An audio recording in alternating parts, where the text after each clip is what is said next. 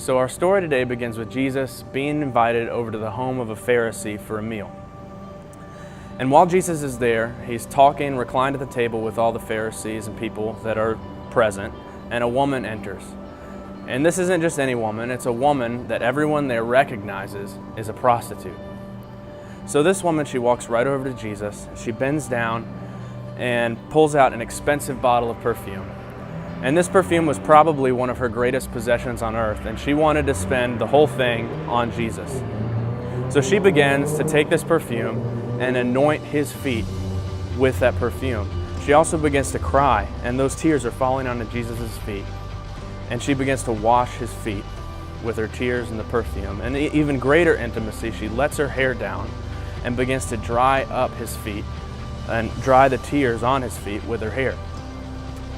So Simon, who is watching this whole thing, the Pharisee, is thinking to himself, he says, if this man Jesus was really a prophet, he would know who this woman was and not allow this to be going on.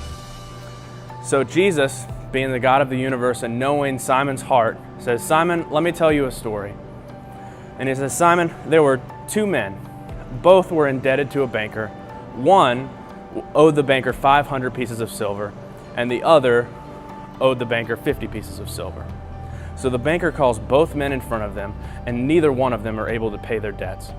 But guess what? The banker forgives both of the men. And then he asks Simon a simple question. He said, which of these men should be more grateful?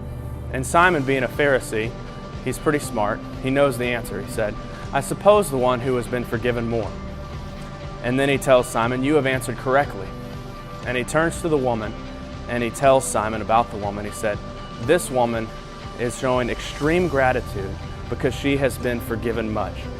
And he's showing Simon the difference between this woman who is showing Jesus so much honor and so much gratitude versus him who has been invited to his house, but yet Simon didn't provide anyone to wash Jesus' feet.